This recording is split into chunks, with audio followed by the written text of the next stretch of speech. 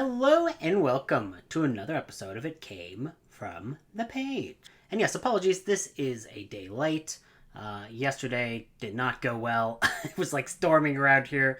So I was like, oh, felt like death the whole day, so I just didn't do it. So I am, first off, before we get into the book haul, I just want to say I'm going to be taking a bit of a break from BookTube for a while. At least the next month or so. I have a vacation coming up at the end of the month. So I figured just take the entire month off, and I'll see you in July maybe, or whenevs I feel like coming back. But before I go, I wanted to do one last little book haul to tide you over in my absence.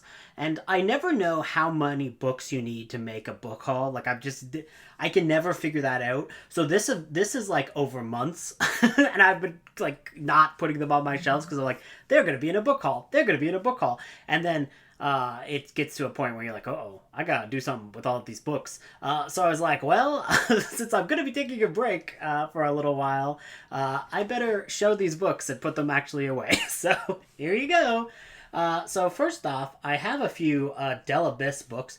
I had to go home for reasons that was not very fun earlier this month, and while I was there I went to a used bookstore a few towns over, and it's going to be a good used bookstore when you have to carry a flashlight around because the owner doesn't pay for electricity, and then you're like, whoa, okay, so this is like a real dingy old school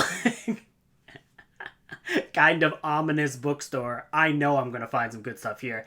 And I did, and it was very cheap. So, first off, I have a trilogy of, I have three. It's not really a trilogy because these are not related, but three Del Abyss books.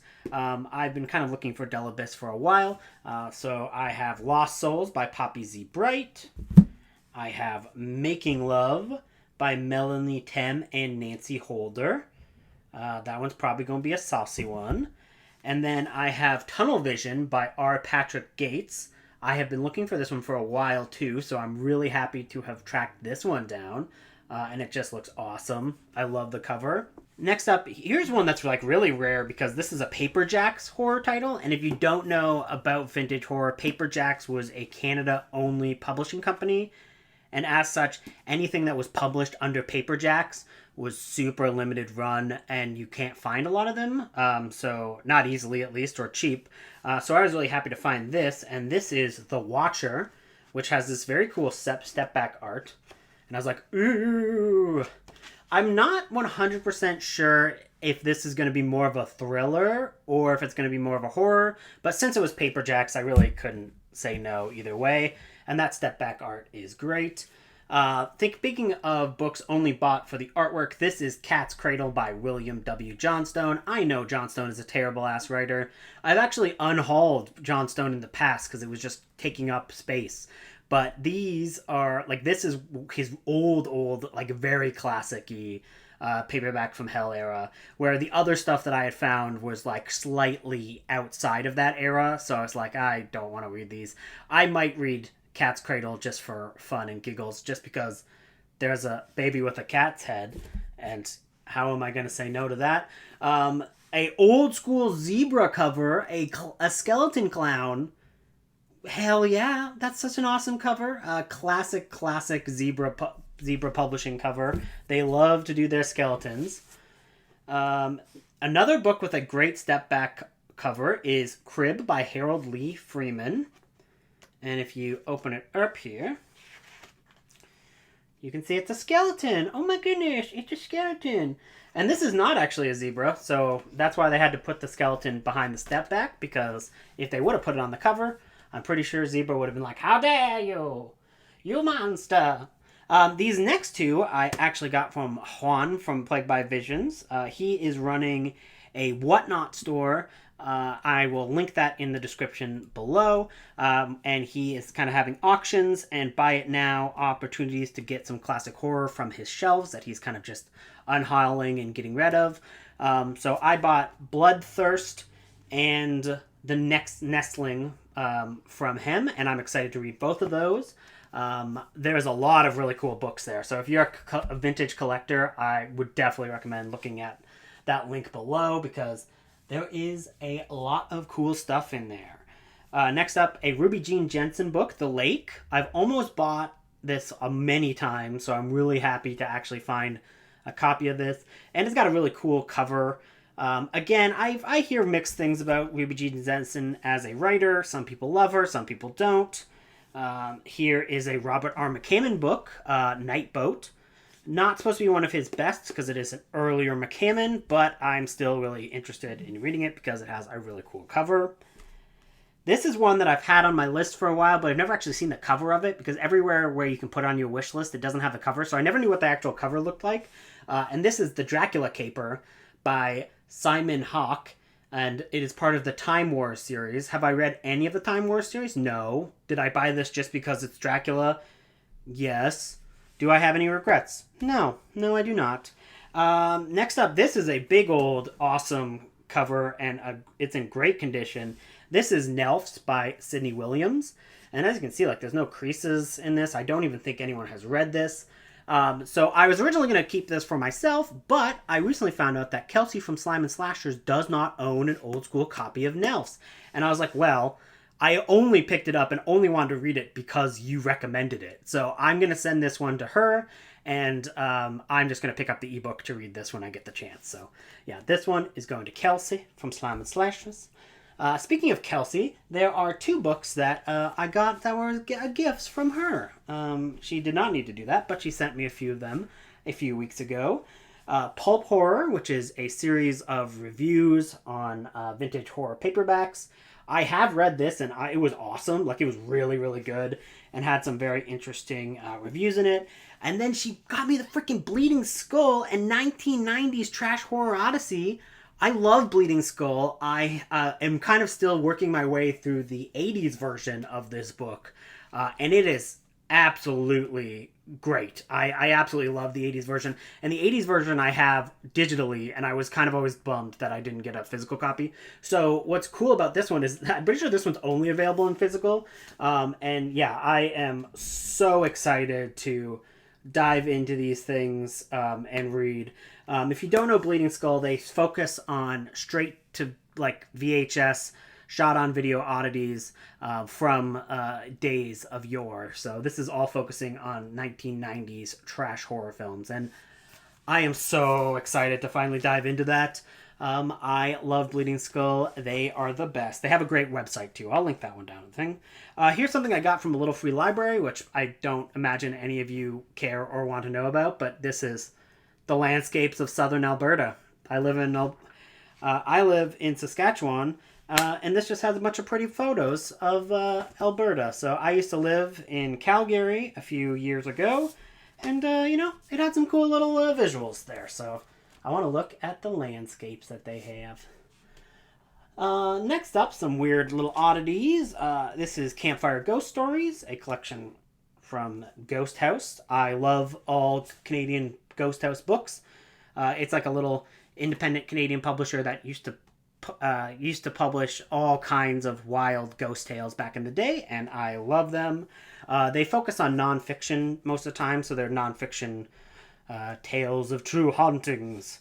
And then I also got Return to Holiday Inn, which is a book in the Bunnicula series. I've not actually read anything from the Bunnicula series, but I found this in a little free library, and I was like, oh, I should read these, because I know Amy from Maybe Noel Reads is diving into the entire Bunnicula series, so I was like, oh, those sound fun. And I thought the Bunnicula series was like a picture book, but no, they're like little, like Goosebump size little paperbacks. I mean, obviously you're not going to take too much time to read them, but it is still different than what I thought it was.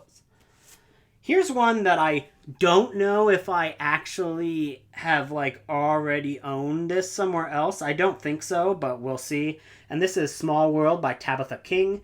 Tabitha King is the woman who saved Carrie from the dumpster, and also is married to Stephen King. She had a career as an author all on her own, and this is one of her horror tales. So I would be interested to read that. Next up, so this I literally bought today, and this is My Year of Rest and Relaxation by Otessa Moshfegh.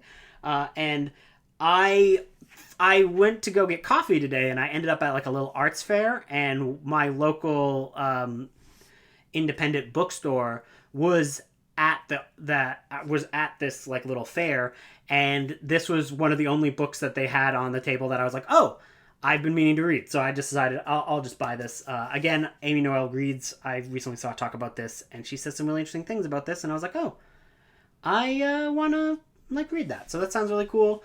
A little bit outside of what I normally read, but I am happy to do it. You know me, I love Bigfoot tales and Yeti tales, and this is a nonfiction book from the 70s called Bigfoot, the Yeti, and Sasquatch, Myth and Reality by John Napier. So that's going to be really fun. Cannot wait for that. This is a... Next up is a little collection called Midnight Blue by Nancy A. Collins. This is actually 2 books. Oh, no, sorry, this is 3 books. So this is Sunglasses After Dark, In the Blood, and Paint It Black. This is all in this little omnibus here. I know that these are all vampire tales. That's all I know really about these. I know they're supposed to be pretty cool. They all look pretty cool. Like this artwork looks awesome. And I am a sucker for vampires, so I had to pick this one up. And that's like awesome. There's like so many books in that little thing. So that was cool. One I've been searching for ages, and I was so happy to find, is October Dreams. Now this is a cemetery. This was released by Cemetery Dance like ages ago. And this is basically supposed to be like the ultimate Halloween anthology. And there's like so many like really famous writers in here. And I've wanted to get this for ages. So that I could read it during Halloween. Bing, bang, boom. I have obtained it. So I'm excited for that. Here's a book I don't know anything about, but this was gifted by one of my friends who is a real life friend who does not have a YouTube channel. So you don't need to know anything about her name. But this is Too Far by Rich Shapiro. No idea. It looks like an awesome cover though, so can't wait to read that. And then also she also gifted me a little book called Horror. This is a more academic book about horror with a lot of cool little sources and pictures in there. And I'm always down to read more great horror nonfiction. This one is cringe, but don't judge me for it. This is The Cat Lover's Companion. Fight me in the comments. I'm so down for this. Next up, Beneath the Diamond Sky, which is a history of Haight-Ashbury in the late 1960s to the early 1970s. I don't know a lot about that, but I know the name, so I was like, oh, that was cool. I might as well grab a nonfiction book about that. Next up, a book that I only bought for the cover, Dinosaur Fantastic. What is going on? This is a person with like Velociraptor's head. It looks like a humanoid Velociraptor who's reading the book that he's on the cover for. Oh man, covers, man. Sometimes they're wild. Speaking of wild covers, there's this book called Dark Mage, which is a wizard just typing on a freaking... Well, he's not even typing. He's trying to divine the mysterious ways of the internet. And that was such a funny, silly cover. So I had to grab that. Then I have I found this in a little free library. This is the Horror Writers of America Presents Under the Fang, which is actually edited by Robert R. McCammon. Been looking for this one for a while, actually, so I was really happy to find this in a little free library. This is a collection of vampire short stories by some pretty famous writers, so excited to get that. And I just have always loved the kind of the cover where it's like, oh, the vampire sucking out of the world. You're like, hell yeah. This one I just picked up because, I don't know, I was in a little free library. This is Richard Lehman's The Traveling Vampire Show. I have a whole bunch of Richard Lehman books that I'm going to probably read during my break, and then completely send all of them to Kelsey from Simon Slashers, because she loves Richard Lehman.